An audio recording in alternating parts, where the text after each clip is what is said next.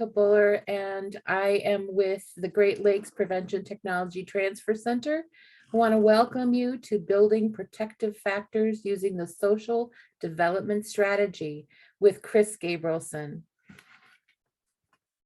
This training is brought to you by the Great Lakes PTTC and SAMHSA. The Great Lakes ATTC, MHTTC, and PTTC are funded by SAMHSA and under the following agreements. The opinions expressed in this webinar are the views of the speakers and do not reflect the official position of the Department of Health and Human Services or SAMHSA. The PTTC network believes that words matter and uses affirming language in all activities. Again, thanks for joining us, and here are a few housekeeping items. If you're having technical issues, please individually message Rebecca Buller or Alyssa Twala in the chat section at the bottom of your screen, and we will be happy to help you. If you have questions, we ask that you please enter them into the Q&A tab at the bottom of your screen. And Chris has indicated that she'll pause to address them several times throughout the afternoon. We will be using automated transcription for today's webinar, and certificates of attendance will be sent out within 1 to 2 weeks and will come in your email. If you'd like to know more about what we are doing or information on upcoming events, please see our social media pages. And now, a little bit about our presenter. Chris Gabrielson is the co-director of the Great Lakes Prevention Technology Transfer Center. She has worked in substance misuse prevention field for over 30 years. Chris was the associate director of the Western Center for the Application of Prevention Technologies, co-authored the first substance abuse prevention specialist training curriculum, and co-authored the textbook, Substance Abuse Prevention, the Intersection of Science and Practice. As a consultant, she has worked with states and communities across the nation to bridge the gap between research and practice, assisting prevention professionals in maximizing their effectiveness. At this point, I'm going to turn things over to Chris, and thank you so much. It's all yours. Great, thank you so much, Rebecca. I appreciate it. I see several folks have already started introducing themselves in the chat box. I would love, though, for you to put 3 things in the chat box: where you are right now, your role or position, and I'd love something to know, something unique or notable that's near you. That might be something perhaps that other people might not have near you, just for some fun. So your location, your role or position, and something unique or notable near you. Just take a moment to do that. Ooh, Michelle's near Mount Rushmore and Crazy Horse. That's cool. Spam Museum in Austin. I love it. All right, Disney World. Oh, kids' drawings from your art class are nearby you. Great. A Hot Wheels car. Love it. Okay, they're coming in fast now. All right, a Hoya plant. I wonder what a Hoya plant is. That sounds cool. All right, and got lots of fun things. I love seeing all this. So thank you, everybody, and feel free to keep putting that in as we get going. It's great to see you all here. We've got a wonderful group to talk about protective factors today. So thank you. All right, well, let's go ahead and get going. Our path for today, what we are going to be covering is we'll first just do talk a little bit broadly about protective factors, then move into the social development strategy. We're going to take a deep dive into the social development strategy and make sure that everyone understands exactly what the components are and how we can use the social development strategy to build protective factors. And then we, of course, want to spend some time on how do we put the social development strategy into action. So that's our plan for today. So let's move into the introductory piece. first, I want to make sure everybody has a copy of the workbook. If you had registered before a couple of hours ago, you received them an email with the workbook attached. I'm hoping that you were able to print it out for those of you who have access to a printer so that you can make some notes as we're going through the session today. Alyssa put in the chat box the box folder that contains the files for today's webinar. So you can go in there if you did not get the email. Rebecca also just posted the actual file. So if you aren't able to get into box, you can click on that and access the workbook as well. So and if you're having any problems accessing it, feel free to message directly to Rebecca or Alyssa and they can help you out. All right. So let's talk about what prevention is. So we often throw the term prevention around, but we aren't necessarily all on the same page. So when I'm talking about the word prevention, this is the definition I like to use that really frames well what I mean when I say prevention. So I think of prevention as the proactive process of empowering individuals and systems to meet the challenges of life events and transitions by creating and reinforcing conditions that promote healthy behaviors and lifestyles. So that proactive piece that we're going to do something before problems ever start is key in terms of what I'm going to be talking about when I say the word prevention today. Some other ways of thinking about this is that we are focusing upstream in terms of when I'm talking about prevention. So good analogies for this are with our computers. We have antivirus software that we use to protect our computers from viruses ever getting in. So it's preventing it. It's not taking care of problems once things that our computer's already infected with a virus. We want to protect, we're preventing it from ever happening. A lighthouse is a good example of prevention. So we have the light going out so that ships see where the rocks are, so that prevents shipwrecks from ever happening. Sunscreen is a great example. We want to prevent the sunburns. And of course, vaccinations are the way that we prevent from getting sick, different illnesses. So if you want to keep that in mind, that's what I'm going to be talking about when I use the word prevention today. So how do we prevent? How are we proactive? We are proactive by enhancing protective factors and by reducing risk factors. So that's the mechanism through which we can prevent substance misuse is by enhancing protective factors and reducing risk factors. So we want to both reduce risks. We want the teeter-totter to start going down that way because we want the protective factors to increase and risk factors to go down. We aren't going to talk about risk factors today. If you want to learn more about research-based risk factors, we are going to do another webinar on that. It's going to happen on June 23rd from 10 to 11:30 Central Time, and you can register for that as well. There'll be a link put in the chat to our events page where you can sign up for that. So it's where Rebecca just put in. All right. So back to protective factors. So what do I mean when I say the words protective factors? I mean the conditions that we can create. So we can create conditions for healthy youth and development and well-being. And what do I mean by protective factors? I mean the things that we can do to buffer the effects of exposure to risk factors. We won't ever be able to erase all the risks that exist within a child's environment, but we can decrease them as much as we can. But then we also want to create that buffer. So when risk factors are in their environment, we can buffer the effects of those. What protective factors are not? So just to be clear, protective factors are not simply the opposite or absence of risk factors. Something completely separate in many cases. So don't just think of it as being the absence of or the opposite of a risk factor. I'm curious with this picture, some of you may have already seen this before, but with this picture, what do you see? Go ahead and put in the chat box. What do you see a picture of when you look at this picture? What do you see? You see a woman, a young woman?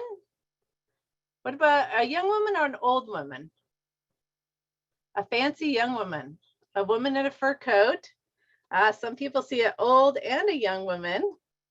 So yes, this is a famous picture of that's an optical illusion that is both a young woman and an old woman, depending on how you look at it. So if you're looking for the young woman, she's looking kind of like that, where she's looking back over her shoulder.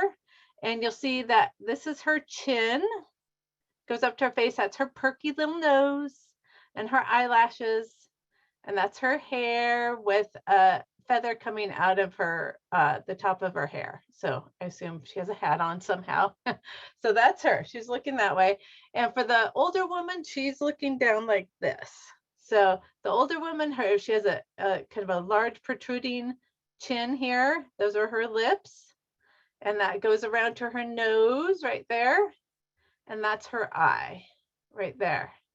So put in the chat if you were able to see, if you can see both now.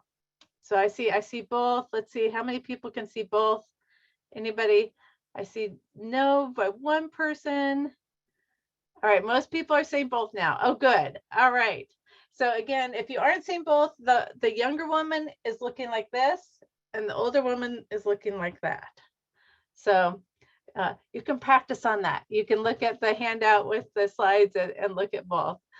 All right, well done. So why do I put this up here? Because we need to look at both risk and protective factors. And I have seen over the years, many people, many preventionists say, we need to only focus on protective factors, or we need to only focus on risk factors and reducing risk factors. No, we need to do both. We need to do both at the same time so we see the full picture of what's going on. So again, while we'll talk about protective factors here, the other half of the picture is risk factors. So we don't want to forget about that. But we also don't want to just focus on risk factors. We want to also focus on protective factors. So that's my soapbox for the day. And now we can move on. All right, so there we are. For maximum effectiveness, implement strategies that both enhance protective factors and reduce priority risk factors. All right, so the question becomes, how do we build protective factors in youth? The answer, in my mind, you will get different answers from different people. In my mind, the best way to do it is to use the social development strategy. So let's talk about what the social development strategy is. It operationalizes protective factors, puts them into action, and it was developed by Dr. David Hawkins and Rico Catalano of the Social Development Research Group at the University of Washington, along with some of their colleagues.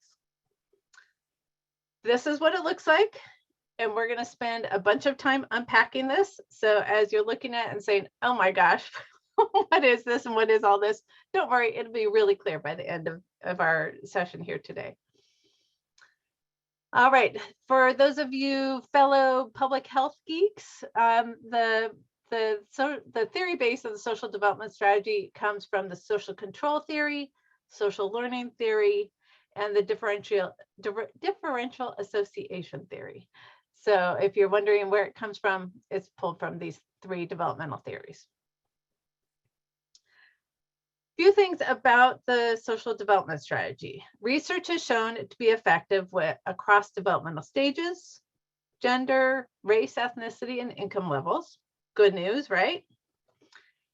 And it's been shown to be effective across different outcomes. So things like child behavior problems, violence, substance use, alcohol misuse, drug use, etc. So it's not just specific to substance misuse prevention, but it has been shown to be effective across multiple problem behaviors.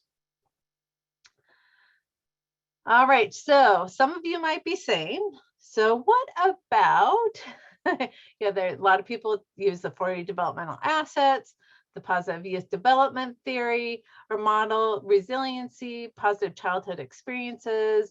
There's lots and lots of lists out there that exist that have a list of protective factors.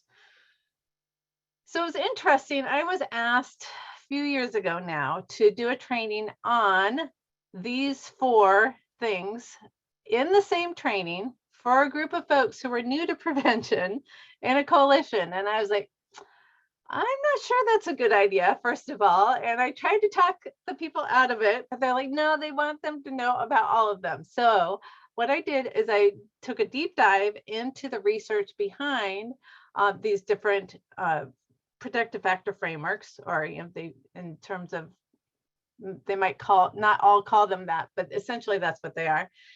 And what I found fascinating is that most of them, if not all of them at some point, pull from the same theoretical base or research base. So it's like taking this information, these researchers, these practitioners, whoever they are for each one, delved into the research, knowledge, theories, and then it's like they had the nice same fertile soil, but they kind of grew different plants, grew different protective factor frameworks out of them.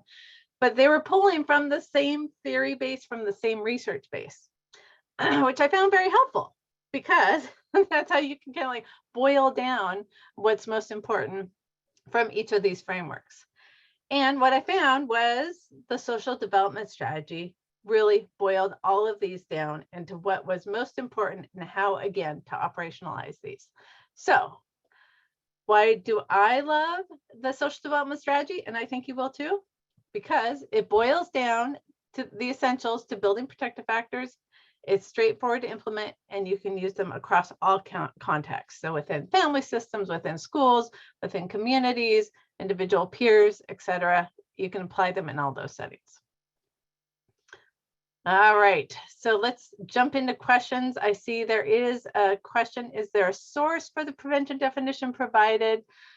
That's a great question, Melissa. You know what? I looked for that not too long ago, and it's been used so many times, so many places, I couldn't find the actual source. So if somebody else knows the original source, I'd love to know that. I'm sorry, I don't have the answer for that.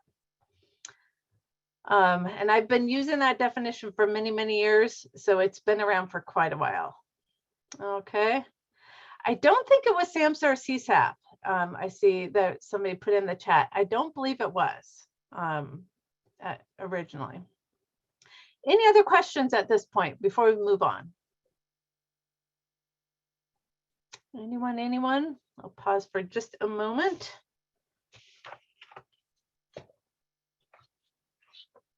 All right, turn my pages here. My notes, make sure I cover everything. Institute of Medicine, 1994, Renee. That's a curious one. I will have to search to see if that's it. That's a good idea. That it might be. That's very possible. Thanks for that lead. All right. Well, let's go ahead and move forward with. Let's start deconstructing this social development strategy so that you understand every part of the social development strategy. So let's begin at the very bottom here. You'll see at the bottom that I highlighted in yellow. This is where we're going to start. We're going to start at the bottom and we're going to build all the way up to the top. All right, so let's look at individual characteristics. Individual characteristics are personalities and traits such as a resilient temperament, sociability, and the ability to learn quickly. So let's take a quick look at each of those. So resilient temperament. So what I mean by that is those kids who can bounce back from failure, they fail at something, they don't wallow and, oh my gosh, I could never do anything right. They don't fall apart. They bounce back and are ready to start again. They're able to handle the frustration of learning new skills. So as we all know, as we learn new skills, even as adults, there can be much frustration in learning those new skills. So having a resilient temperament can help you bounce back from those frustrations. Those who have resilient temperaments have a repertoire of social problem solving skills. So it's not just one way to help as they come upon problems, but they have multiple ways that they can address challenges that they come up against. And they have a belief in their own efficacy. What's important with this is to know that resiliency can be learned. People often think of resilient temperaments as you're either born with it or you aren't. Granted, some people seem to naturally have a more resilient temperament, that they just seem to be born that way. But know that if we aren't those who are born that way, we can nurture that and teach that resiliency. So resilient temperament is one individual characteristic. Sociability. So these are those folks who are really easy to be around. They're more likely to be chosen for new opportunities as they come up. And again, important to remember that the social skills can be learned to increase sociability. So again, some people are just born this way. I mean, you even see the babies in the store, in the grocery cart as you're going along. You know, some of them are waving, smiling, and they immediately get all this attention as it's reinforced. So definitely some people are born with more of it than others. But again, if somebody's not born with a lot of that, it can definitely be taught. All right, so why are these individual characteristics important? Why do we care when we're talking about the social development strategy and building protective factors? The reason why is because our individual characteristics impact how we take opportunities, if and how we take opportunities, how we learn new skills, and how we take recognition. So the person who's highly social, as opportunities arise, they're like, I'm there, I'm ready, I'm in. Whereas those who might be more shy and withdrawn, that's important for us to recognize as we are working with youth in our prevention programs, because they might need to be pulled into the situations to really encourage them to take those opportunities. Same thing with skills. Some people just naturally are interested and you like a new thing to learn. Great, show me, I'm there, I'm ready to go.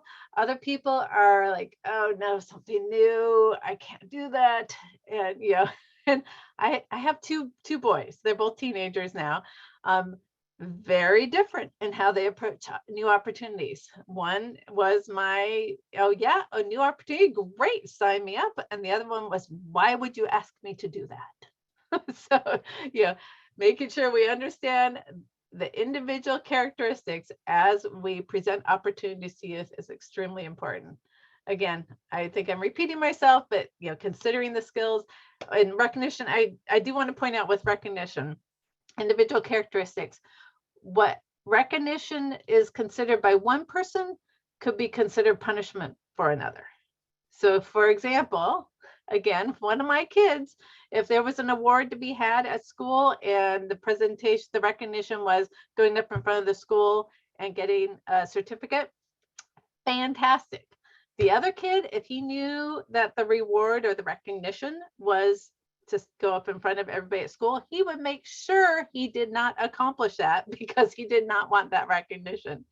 So we need to make sure, again, individually, what people consider to be true recognition. And of course, this is true not just for youth. This is throughout life, right? Okay, so that's individual characteristics. And again, the reason it matters, because opportunity, skills, and recognition together, and I shouldn't say again, this is new, sorry. Opportunity, skills, and recognition together are the essential ingredients for bonding. And that's a key part, of course, of the social development strategy, is we need to create that bonding, attachment, and commitment. And we'll get to talk about that more in just a minute. All right. And I'm not seeing any questions, so I'm going to keep rolling along here. So let's move to this part. We're at the very bottom with individual characteristics. Now we're moving into this next section. So again, the reason why individual characteristics down here with arrows pointing to all three is because they impact how people take opportunity, skills, and recognition. So let's talk about opportunity, skills, and recognition. It takes all three, and actually I'm going to go back one slide. Opportunity, skills, and recognition. The reason why these are important is because they feed into this. They create that bonding, attachment, and commitment, all three of those. And they are the key ingredients to creating bonding. So just like if you're making waffles, don't want to make anybody hungry, but I do love waffles. If you're making waffles, you can't keep out a key ingredient, expect the same results. You need your eggs, you need your flour, you need the other key ingredients with it. If you leave one key ingredient out, you will likely not get the waffles that you would expect, right? So just with social, like that, with social development strategy, you need opportunity, skills, and recognition, all three, to create the bonding. All right. So opportunities. Some things to keep in mind with opportunities. They need to be meaningful opportunities, not token opportunities. Again, thinking about the youth we work with, we need to make sure that we are giving them opportunities that they view as our true opportunities. Again, not as punishment, for example. We want to make sure that it's something they would actually want to do. You want to ensure that opportunities are developmentally appropriate. So giving the opportunity to an 8-year-old versus a 16-year-old obviously would be really different. And you want to make sure that you cater the opportunities presented to a developmentally appropriate time for the youth you're working with. Third, you want to match the opportunities to individual characteristics and interests, which we've already talked about. And finally, we want to make sure we have, what I put here is the Goldilocks level of challenge. So we want just enough challenge to be challenging, but not too much challenge to make it so that they fail. So it's that Goldilocks level of challenge. So I'd like you to turn to page 3 in your workbook. And again, the workbook is in your, hopefully in the email that you received this morning, or in the box folder or the file folder that you have hopefully downloaded by now. And I want you to go ahead and just take a moment. I'm going to be silent for about 1 minute. I want you to write in your workbook an example of a meaningful opportunity. So this can be an opportunity either that you have provided to others or that you yourself received.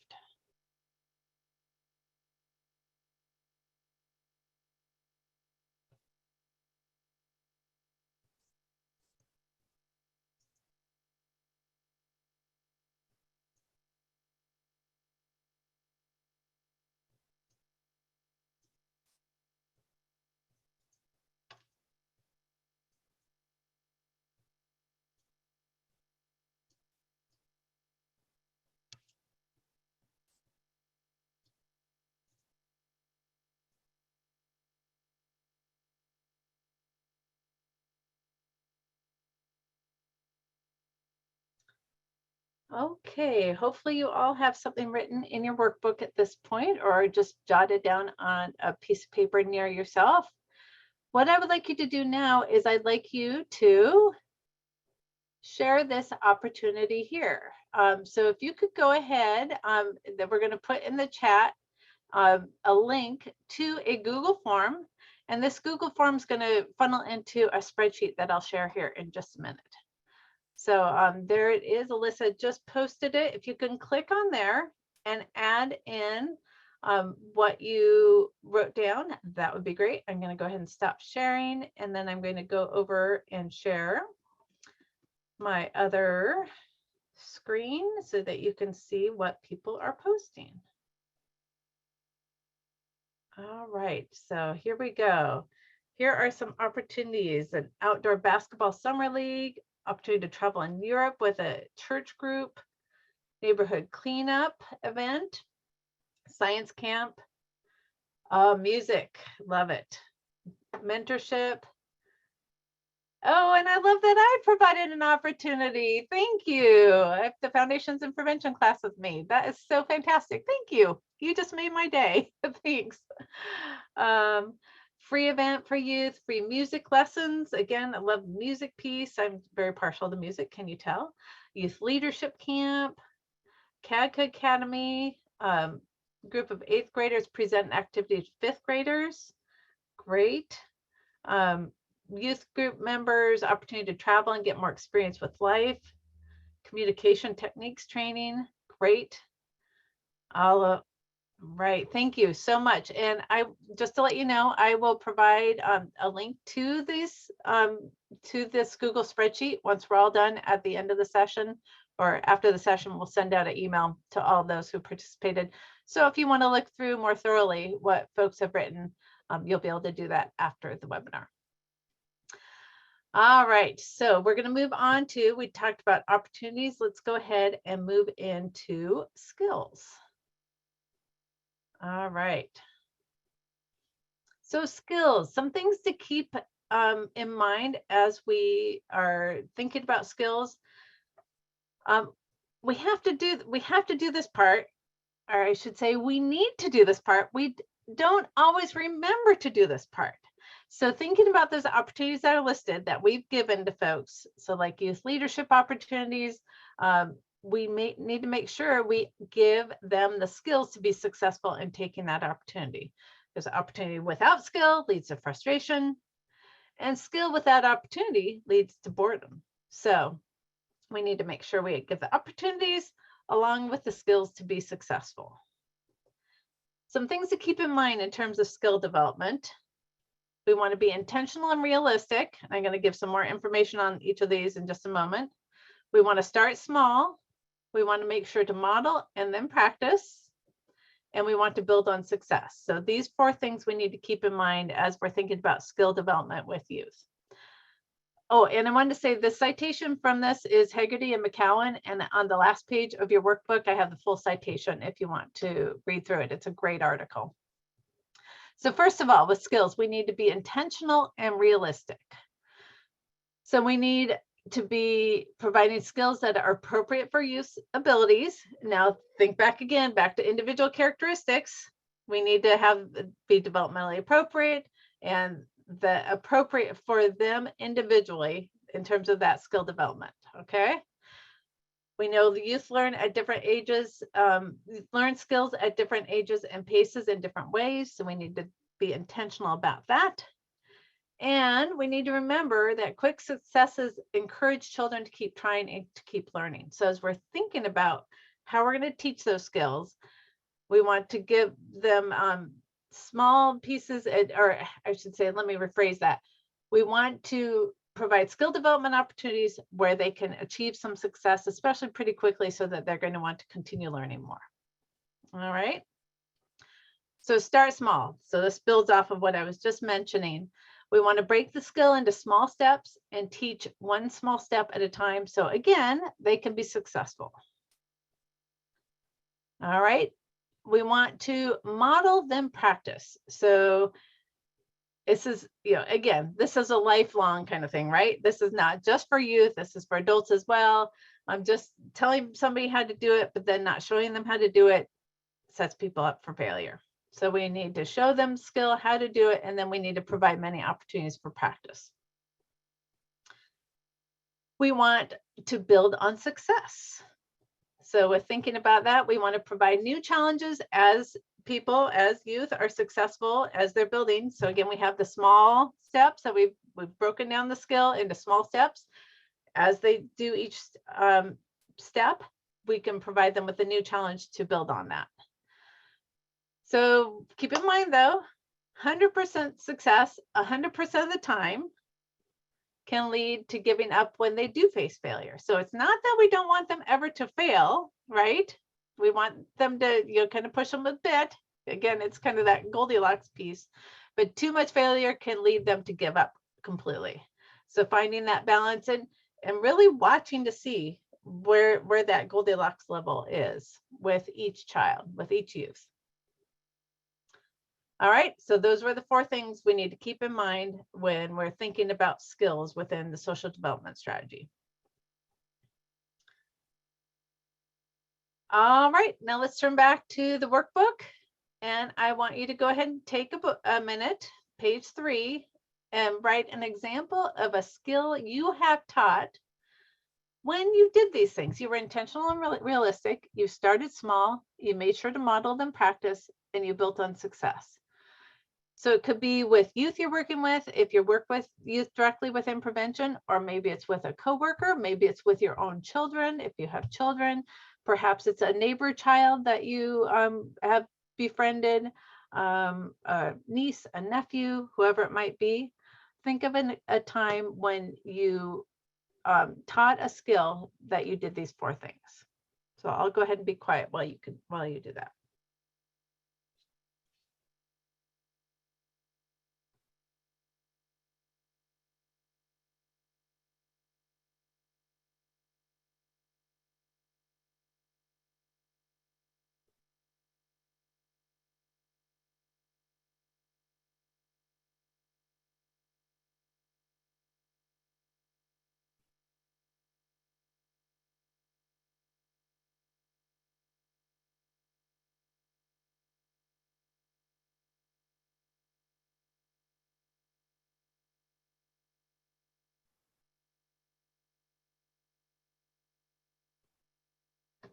All right, now we're going to put in the chat box a link to a Google form where I would like you to go ahead and share the situation that you wrote down there.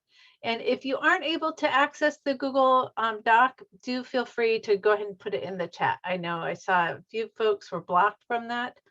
Feel free to put it in the chat if you can't do it there. And I'm going to go ahead and switch over to the other screen so we can see what people are writing. All right. So people are on it. Thank you. Okay, so some skills, emotional maturity. So those emotional type skills, very important. Breathing for relaxation. Love it. Communication skills. Yes.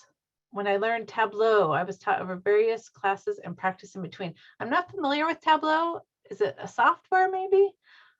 Feel free to put that in the chat if you like. Teaching thinking for a change curriculum, love it. Communication, media trainings, teaching mechanics, great. That's a great, real concrete example of teaching a skill, right? Great. Taught nieces and nephews how to tie shoes, perfect. You have to break down those skills so that they can be successful to be able to come all together in the end to tie them. Love that example. All right, African American genealogy workshop for family historians. Love it. So look at the range of all these things. This is, it includes things that we typically think of like communication skills, resiliency, or different things, but nowhere did I say that it has to be like a prevention topic that we are needing to teach. The key is that we're trying to create that bonding, and we'll get to why in a little bit.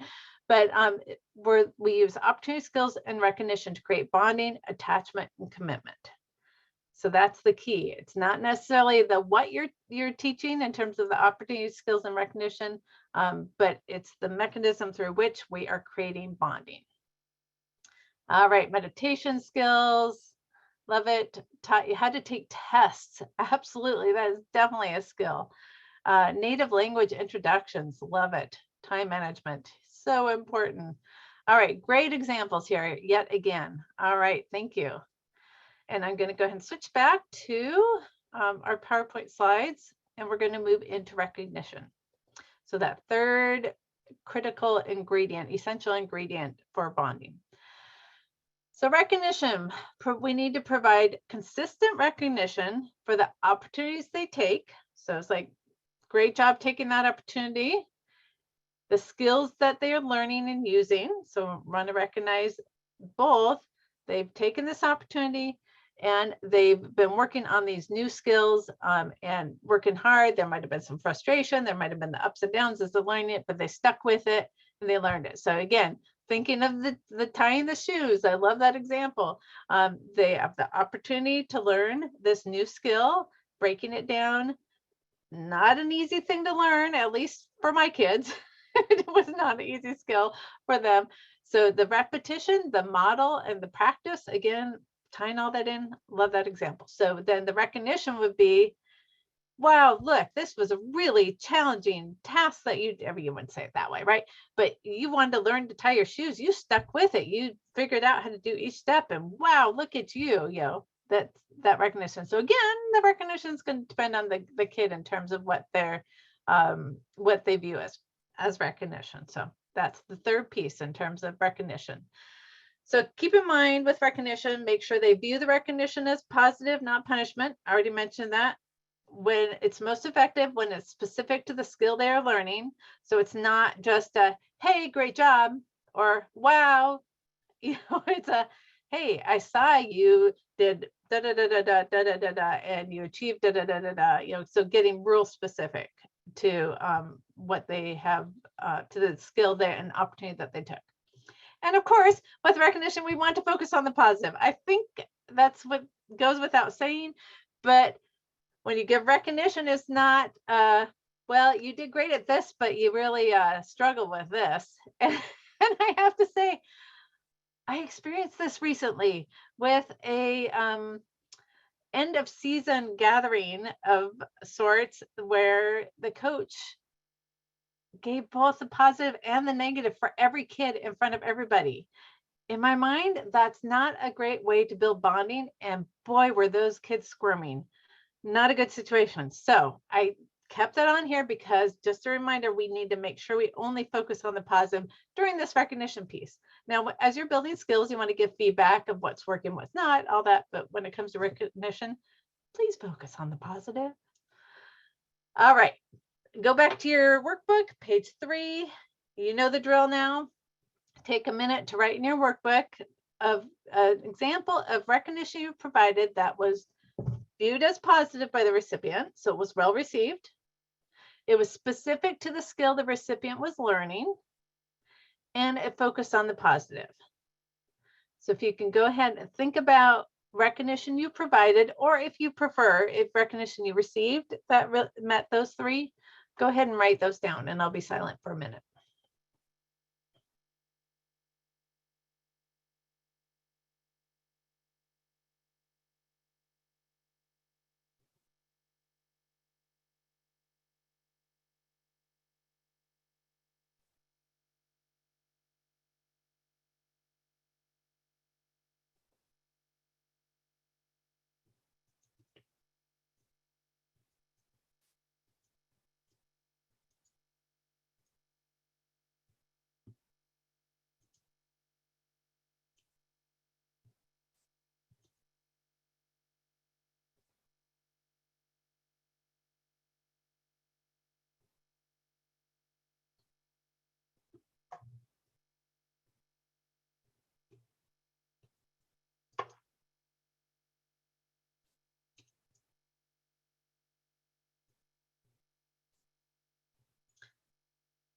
All right, and now go ahead and share your recognition situation on the Google form or put it in the chat.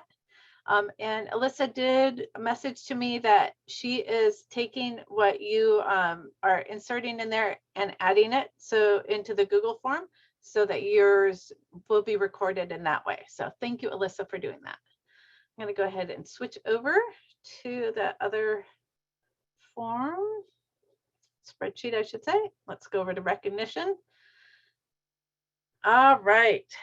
So kind words and praise and hugs and kisses, sticker charts can be very rewarding for some. And again, knowing what the youth, some you're like, for me, that would have just been the best thing ever, seeing those stickers. Absolutely. Teaching someone for the first time something they've never done before and providing a certificate at the end. Recognition for not becoming as angry when disappointed. So yes, rewarding, and sometimes it needs to be really small things that we're providing recognition for, right? In terms of building behaviors and skills. Very good point. Always start with positive comment, followed with constructive criticism, and always end on a positive. So that's a little different than what I'm getting at in terms of recognition. So recognition is purely that we've taken an opportunity. So you're sharing that you've seen that they've taken that opportunity presented to them and learn those new skills to take successful advantage of that opportunity. So what we're talking about here was start with a positive comment, follow with constructive criticism, and always end on a positive. That's a fantastic way of giving feedback to somebody as you're teaching them skills, but not necessarily what we're talking about with recognition here. So recognition is a little bit different. Let me know if that doesn't make sense. You can put a question in the Q&A if that didn't make sense. So recognition, back to the tiny shoes, purchase of new shoes with laces that can now be tied. Love it. And that would be, you know, if it's a pair of the shoes that they were really wanting, that would be great. Promoting team captain as good attitude and help teammates. Absolutely. That's great recognition. Can be. Sticker reward system, prize box. Yep, prizes for showing up and participating. Giving a teacher positive recognition through a handwritten note. Absolutely. So again, we need recognition too as adults, right? It's not just the youth that need it. We really need it as adults. Absolutely. All right. So great examples here. Just remember, it's that recognition piece of that you have seen, and get specific to that. You've seen that they took that specific opportunity and learned those new skills, and make sure that recognition is actually recognition for them, not viewed as punishment. Okay. I'm going to go ahead and stop sharing. We'll head back over to our PowerPoint slides. All right. So a few examples. I wanted to make sure we got really concrete back to when we're thinking about prevention and what we're doing with substance misuse prevention strategies. Wanted to get back to what some examples can look like in terms of opportunity, skills, and recognition within those strategies. So within the school setting, an example could be proactive classroom management, builds in opportunity, skills, and recognition. Interactive teaching and cooperative learning are also, all three are designed to make available opportunities for students to be involved in pro-social activities, provide skills needed to undertake these activities successfully. So again, not just providing opportunities without the skills, providing the opportunities with the skills necessary. And also they build in positive reinforcement for successful involvement. So those are some examples within the school setting. Examples within the family setting, I put in a few examples of that. These don't have to be like set programs, like a parenting education program. These can be built in within the family structure that you can do all on your own without necessarily a formal prevention program. So for example, you could have the kids facilitate your family meetings. So we did this for a while, not long enough probably. We did that where we would rotate who got to facilitate the family meetings. And I think my boys were like early elementary school when we were doing it faithfully. And they loved having the opportunity to facilitate our family meetings and be in charge, right? Because that was a time for them to be in charge. And they had, but we gave them the skills. Yeah, so it was like, okay, so this is what needs to happen in order to facilitate it. You know, the time, things, they did great. So that's an example of providing opportunity, skills, and recognition.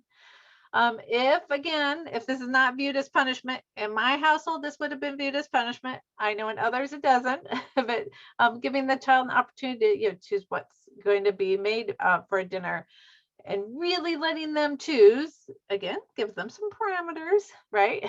And then help them, give them the skills to make that dinner, and then of course, provide the recognition for having done that.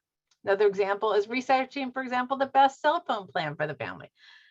My boys hated the cell phone plan that we were on. They didn't get cell phones till they were 13, but when they got them, they weren't unlimited. So I was like, I do not have the time or the interest to investigate this. If this is something you really want, go out. Here's the parameters. Here's how much I'm willing to pay. Let me know what you find. And my oldest son took me up on that. And again, that helps create that bonding. Some examples within the community, having youth coalition members, again, making sure that there's meaningful opportunities, skills to be successful as a coalition member, and recognition. 4-H clubs are fantastic with providing opportunity, skills, and recognition. And here's some specific strategies if you're looking like if we want an example of a specific strategy, there's something called the photo voice process and another one called youth engaged in leadership and learning. So if you're interested, you can take a deeper dive in looking at those. All right, throwing a lot at y'all today.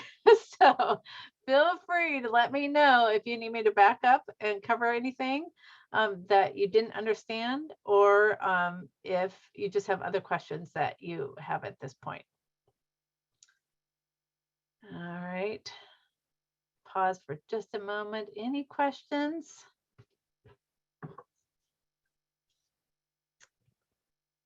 All right. Not seeing any. So we'll go ahead and we will forge on. Next step, social development strategy, bonding. And I really consider this to be the heart of the social development strategy in so many ways. It's the essential piece in terms of we have to have that bonding created in order for this to have any preventative effect. It also it touches the heart in terms of that's where this bonding really resides. All right. So here we are within the social development strategy. We've talked about the individual characteristics that impact opportunity, skills, and recognition. Opportunity, skills, and recognition, all three together create the bonding. And this is where we're going to explore at this point. What is this bonding all about? All right, so we want kids to bond to positive influences. And again, opportunity, skills, and recognition together create this. And these bonds, reason why we have all three of those words in the social development strategy, these bonds create the attachment and commitment in the relationship. This can be a bond to a group. So for example, a team or a chess club within school, or the coalition, or it could be within the family unit, or it could be a bond with a neighbor who's really special. It can be any of those kind of situations, but the important piece here is that there's attachment and commitment in the relationship. So some examples in, did I just skip? I just want to make sure. No, okay. I didn't know if I had skipped a slide there.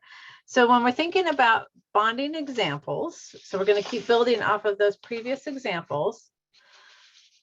When we think about proactive classroom management, interactive teaching, and cooperative learning. So again, these are all strategies that have been shown to be effective in substance misuse prevention as ways to address academic failure, low commitment to school, and other risk factors that we see place kids at greater risk. So again, this is to buffer the effects of the risk factors or to help reduce the risk factors at the same time. So proactive classroom management, interactive teaching, and cooperative learning promote bonding through opportunity, skills, and recognition. So again, they have provided those three, as we talked about in the previous section, that creates bonding to school. And it creates bonding with the teachers and the peers through these strategies. All right, examples within the family. So again, this can be everyday interactions that include opportunity, skills, and recognition, create bonding in the family. Through those examples I mentioned before, that helps create the bonding. Examples within the community. So again, I'm going back. Do you see how this is it's essentially the repeat of the last set of slides? Because by providing opportunity, skills, and recognition, you're creating that bonding. So things like with coalition members, 4-H clubs, youth participatory action strategies, all of these can create those bonds because they provide opportunity, skills, and recognition. All right. Am I repeating myself enough? You're like, please stop. All right, so let's get to bonding, your example. So go to page 4. So turn the next page, and I'd like you to write in an example of a bond you have experienced that was a result of opportunity, skills, and recognition. So think about this could be as an adult, could be as a kid. Where did you experience, or with whom did you experience a bond?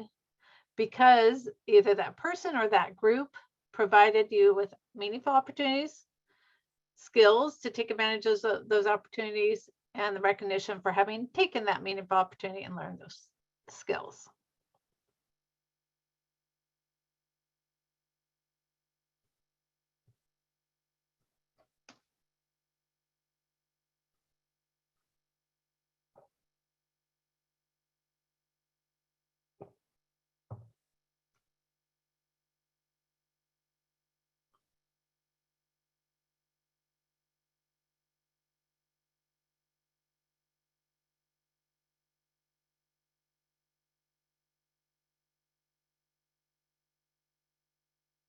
All right, and you know the routine.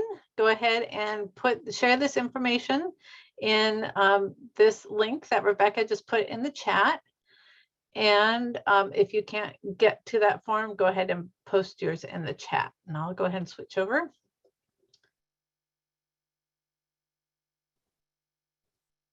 All right, and so we're going to go down to this one.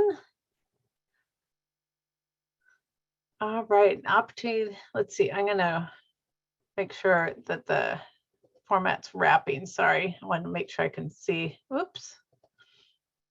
Little bit of, we want to wrap it so I can see the full responses. Oh, it's still not going. All right, so opportunity to present nationally with another state, building presentation together and formed a strong bond for future collaboration and friendship. Love it. So example as an adult, the opportunity to do it, to present nationally, hopefully skills, you work mutually in terms of the skills and creating that strong bond. Love it. Scouting as a young person, absolutely. And then also as an adult, love it. Parenting class, yes, you can form the bonds within a parenting class with the opportunity, skills, and recognition created in that. A mentor or boss to this, a work retreat, dance team, member of African American Genealogy group, member support research over 20 years. Not so that sounds like an excellent bond if you've done that over 20 years. Fantastic.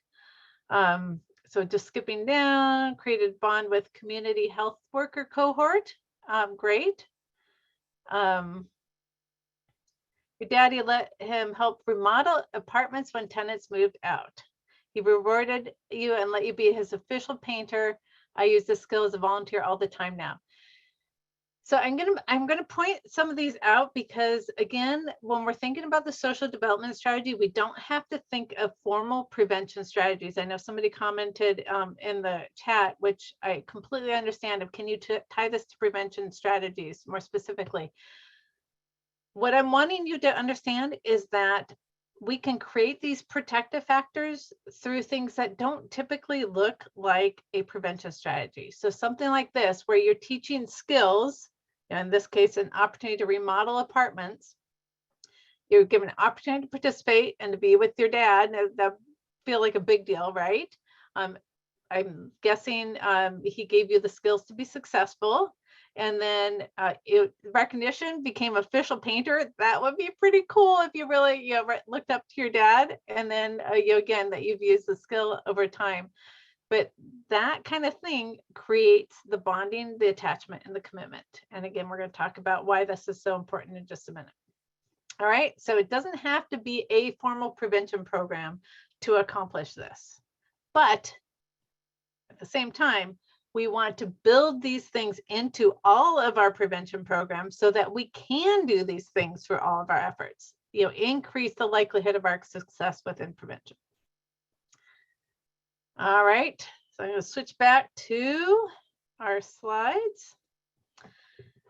And the reason why we want to create this bonding is because of one, we need to convey healthy beliefs and clear standards. And I call this the secret sauce. So this is what makes it all happen, right? It's the healthy beliefs and clear standards. Why is that? And again, just point out where we're at. We're at this yellow spot here. If we stop at bonding, so if we stop at just creating that bond, that commitment, that attachment, and we don't convey healthy beliefs and clear standards to those with whom one is bonded, then we miss the opportunity for a preventive impact. So this is where we the prevention piece really comes in. Conveying healthy beliefs and clear standards around substance use, misuse, abuse, etc. This is where we have our preventive impact. So let's look at these a little bit more. So when I'm talking about this, I'm talking about that has to be clearly communicated with those with whom we are creating this bond, not assumed. For groups, it can be a condition of participation. And for individuals, it must be communicated. So let me give some examples here, make this real. So I'll go back to my kids. One of my kids is on the tennis team, and this happened actually a year or two ago. But my son was going to go out somewhere on a Friday night or something. I was like, where are you going? Doing going over a friend's house, and it's like, what's going to be going on there? And I can't remember exactly how I asked it, but basically, is there going to be alcohol there? Just getting that out. And he looked at me and he was like, no way. He said, do you think I would ever go somewhere with alcohol and risk being kicked off of the tennis team? And I was like, oh, didn't know your coach had conveyed that. Thank you, coach. So the coach had very clearly conveyed that if they were ever caught at a party with alcohol or other drugs, that was it. They were off the team. Tennis is very important to my son, so he would never risk that and risk being kicked off of the tennis team. So this is the crux of how it becomes a preventive strategy, that by creating that bond, that commitment, that attachment, the person does not want to risk threatening that bond by not following the healthy beliefs and clear standards. I should say healthy, clear standards too. All right, so this is where it takes place, where the prevention happens. All right, so here's a few more examples. So clear no use statement, that was actually, but I was just an example with the tennis team. Clearly communicated belief that substance misuse is harmful to youth. So again, this can be at the parenting level. I know with my own boys, just very clearly stated all along since they were young enough to understand, we started having this discussion that any use was not okay. Alcohol, other drugs, and we got into reasons why developmentally appropriate, as they went along. But it was clearly communicated. It wasn't something that I just kind of hoped they knew and that they figured out on their own. It was clearly communicated. With the example of the team coach very clearly communicated his belief that substance misuse was not going to be okay, was not helpful to any of his team members, and that they would be kicked off if they were caught doing that. So clearly communicated. So what if healthy beliefs and clear standards are not conveyed? What if we do that? What if we think about individual characteristics, we make sure to give kids opportunities, we give them the skills needed to take advantage of those opportunities, we give them great recognition, we create that bond, that commitment, that attachment, and then we stop there? Preventative effect may be missed, likely will be missed. And the opposite can happen if unhealthy beliefs are conveyed, even unintentionally. So through comments, like if a kid's part of a coalition and the side comments, like, what are you going to do this evening? Oh, we're going to go hang out at the bar and this and that, or, I would hope that's not happening, but it can be, or like I'm thinking at the 4-H situation. I know one of my kids was in 4-H for a while, and I would have to say there were not always healthy beliefs and clear standards conveyed in my values in that situation. So it's like, not sure I want my kid bonded to this group of adults. I don't agree with all of the values that they are conveying. So you have to be very careful with whom and with which group a youth or youths are bonded, that healthy beliefs and clear standards are being conveyed. And a great example of the social development strategy going awry in many ways is thinking about gangs. So gangs are fantastic, as I say here, at creating bonds that kids can't get out of, and even adults. So they create that opportunity where opportunities often don't exist. They give them the skills to take advantage of those opportunities, and of course, all kinds of recognition. Unfortunately, in our minds, the healthy beliefs and clear standards are not conveyed. It's actually unhealthy beliefs and unhealthy clear standards that are conveyed. So we can't forget that last step of conveying healthy beliefs and clear standards. All right, the reason why we want to do this, you'll see at the very top, is the ultimate outcome are healthy behaviors. So again, I'm going to go through this one more time. I know this is somewhat repetitive, but we want to make sure we consider individual characteristics, possibly beef up some of those individual characteristics like sociability and resiliency, so that when presented with meaningful opportunities, skill development to take advantage of those opportunities, and the recognition for having taken those meaningful opportunities and learned those new skills, which those three together create the bonding, attachment, commitment.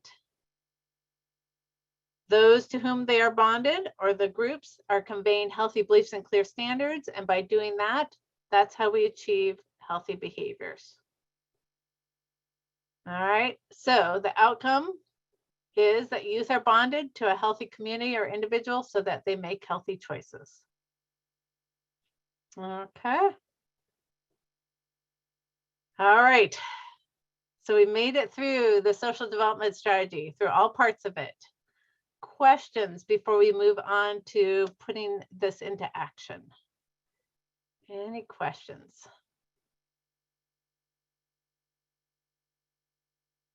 All right, and I see Glenna put in the chat that in her youth-led prevention work, every few years, the actual activities change based on student interests, but the bonding and social strategy remains the same. This presentation affirms our prevention efforts. Love it. Great to hear. All right. Any other thoughts, questions? All right, we got one coming in. If the fundamental underpinnings of bonding aren't provided in the home, how much impact can occur from sources external to the family? It can be everything. I mean, there could be a highly dysfunctional family, things just are not going well, but if they get that bond outside the family, that can make all the difference. That's where you hear, you know, if you think back, or if you think of examples of people say, you know, like this teacher was the teacher who saved me kind of thing. If you go back and analyze what was provided, you can usually see the opportunities, skills, recognition, bonding, healthy beliefs, and clear standards conveyed. So absolutely, if it's not working well in this part of the context of a kid's life, look at the other parts of their life where you can create that and really put into action the social development strategy. All right. And it looks like we have a hand raised, but you're welcome. If you can go ahead and put in the Q&A your question, that would be great. Okay, I see in the chat, what are some best practices to share with key leaders about social media role modeling? For example, not to put pics of alcohol on Facebook, etc. That is really important, and I'm not sure I can cover that in this session. But if you would like to email me, I can look for some resources to send your way, and I'll go ahead and put in the chat, there's my email address, because I think I forgot to put it on the PowerPoint slide. So there it is. Great question though. Excellent question. All right, well, let's go ahead and move into putting the social development strategy into action. So remember back, hopefully it doesn't feel too long ago, that we talked about that we need to both enhance protective factors and reduce risk factors for maximum effectiveness. We need to do this through comprehensive efforts. So sometimes just one bonded relationship can have a great impact, but ideally through our prevention efforts, We want to have multiple strategies that both reduce risk factors and enhance protective factors. So we want to look at what we're doing, especially in different contexts within our communities, as well, as much as we can do to wrap around and have increasing protective factors and decreasing risk factors, the more effective we will be. So more equals better. The more people and organizations conveying healthy beliefs and clear standards to which youth are bonded, the more the protection from risk factors present in their environment. So remember how we talked about the concept of buffering the effects of the risk factors?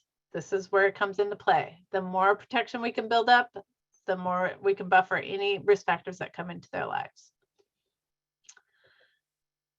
This is a tool I actually created when I was a consultant. I just became the co-director of the Great Lakes PTTC back in October. So previously to that, I did some private consulting. I checked and I was able to share this with you all because I'm hoping that you can use this as a tool to look at your existing strategies within your prevention efforts and analyze whether or not they have the different components of the social development strategy in them. So this is in the box folder that was shared, and it's also being put in the chat box right now too, so you can download it that way. So it's a tool that you can use if you find it helpful to take a good look at what you're doing currently. Some other things you might do in terms of taking action after this webinar is first, really look at gaining buy-in from your leaders and management around implementing the social development strategy, incorporating it into all the efforts that you're doing. Having those discussions about the importance of both enhancing protective factors and reducing risk factors, and really get their buy-in on doing that. Train. So in terms of training, train all of your program staff. If you have other folks working with you, train them on social development strategy, your coalition members and volunteers, also getting them to understand it. This is being recorded. It will be up on our website within about a week. So you can use this recording if it would be helpful. And the third thing is apply the social development strategy assessment tool that I just posted. So those are 3 actions that you can take following the webinar to help put this information into action. I am curious what you are thinking of doing after this webinar in terms of putting this information into action. If you could go ahead and write in your workbook on page 4, the action that you will commit to doing within the next 24 hours. This is key. If you are thinking, yes, I need to do some things, you have to do it within the next 24 hours, and you have to write it down in order to, at least I'd have to say for me and the majority of people need to have it written down in order to really commit in your mind and get into action what you want to do. So go ahead and take a minute to write that down. And then we'll do, I have a little bit different step next after this.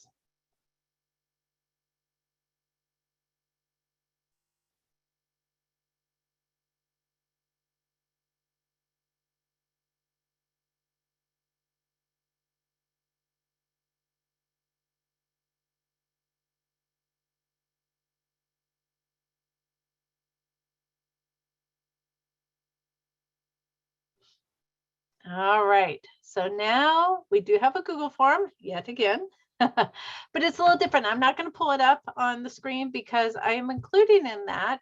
If you like, you can include your name and email address in the form. If you would like a check-in email from me about your commitment. So if you want to have a little bit of accountability with this, I'm happy to play that role of accountability. I know I love it when I have somebody else helps me with accountability. So if that interests you, you can add in your name and email address along with the action you're going to take, or you can just put in your action item if you want to just put in that. All right, and if you can't access the Google form and want that accountability, you can feel free to email me. And again, I'll put my email address in one more time. You can email me your action step and that you would like me to be your accountability partner for this. Okay.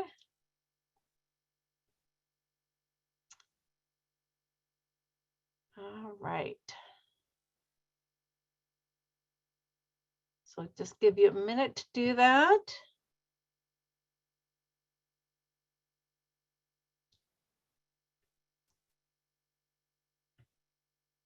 All right, and I see a few folks are sharing in the chat, and if you would like to, anybody else, even if you put in the Google form, because I'm not going to share the results of that because it will have name and email addresses. I don't want to have that showing up. Then you could go ahead and put in the chat what you're committing to do within the next 24 hours. So add info about SDS to your agenda. Christine, I'm curious which agenda, what's the agenda for? And Angelica, I love seeing improve your skills. What skills? Would you want to get a little bit more specific? And Bill, I see you said visit the homeless shelter and include this in the assertive case management process. Love it. Fariha says enhance my skills by using these useful tools. Great. Training newly recruited team mentors on protective factors. Love it. Using the SDS assessment tool. Great. Develop ways to assist youth in attaining their goals through strategic planning. And for those folks, if you could go ahead and email me instead of putting it in the chat, because I'm not necessarily going to be able to pull it out of the chat afterwards.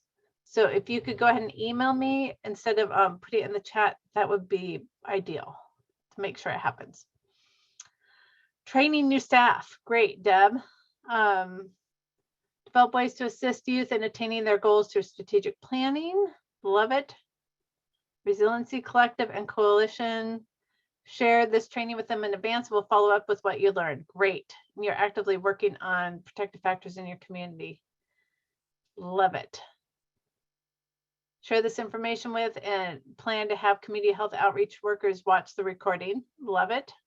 Raise awareness of SDS to your coalition groups. All of these sound like fantastic actions. All right, I have a few more slides to share with you all. Oh, that was the link what you got in there in the chat. A few things to think about. One is, if you aren't already aware of it, we do have a Facebook page where we're doing a great job. We have a wonderful student intern who works with us on our Facebook page. She's just fantastic. Her name is Chloe. She makes sure there is consistently new resources and information up there. So if you are a preventionist and want to keep up to date on things, I highly recommend you go to our Facebook page, and you see in the chat a link to our Facebook page. And I encourage you to go ahead and click follow and like if you like. So then our posts will show up in your feed so that you can see as we post new things. So if that interests you, I encourage you to go ahead and click on that link in the chat and click follow and like. And some upcoming webinars. Excuse me. I already mentioned the risk factors for substance misuse. It's coming up on June 23rd. We also have a series we're kicking off starting this Thursday, and it's going to be 3 trainings on the nexus between substance misuse prevention and you'll see the 3 other things: suicide prevention, problem gambling prevention, and mental health promotion. You sign up on for those with just one link, but you don't have to attend all 3 to get a certificate of participation. We'll send those out excuse me, after each webinar. I also wanted to let you know a couple things that aren't up on our website yet, but are going to be really soon. So keep a watch out for them. Is we are going to do a sustainability planning intensive. It's a 7-week course where we dive into and really help you get started on creating a sustainability plan. The other thing is, if you're interested in attending a SAPS training and you are in the Great Lakes region, we are going to be holding a virtual one in July, and then another one in September. We are probably going to release that or open up the registration for those most likely next week. Talked way too much, right? So keep a watch out for that. If you aren't already signed up for and get our emails, make sure you're on there so you are notified when we open up registration for those. Let's see, let's go on to here. We would love your feedback on the training today. The GIPRA is really important for us to get because that's how we share information with our funders about our trainings, our events. It's just 3 questions, really quick. We also have a follow-on survey. So once you're done with GIPRA, it will go to click over to another survey, a feedback form. If you are willing to give us more information, that's more the qualitative information that is actually the really helpful stuff for us. That's where we really can know what worked well for you, what didn't within this webinar. So if you're willing to complete that, we would greatly appreciate it. And with that, any last questions? I'm not seeing any in the Q&A. Feel free to go ahead and post something if you have any questions. I'll wait here for a minute. But otherwise, I want to say a huge thank you to both Alyssa and Rebecca, who are on the back end for us. You saw they were there with us through the whole thing of supporting me so much and getting everything in the chat for us. Thank you both, Alyssa and Rebecca. And a huge thank you to you all for all the work that you're doing in the prevention field. Without you, this all wouldn't be happening. I can sit here and train all I want, but it's you all that are doing the work. So please know how much I appreciate you and all the time and effort and devotion you give to prevention. Thank you for being here, and we hope to see you on another webinar very soon. Bye-bye.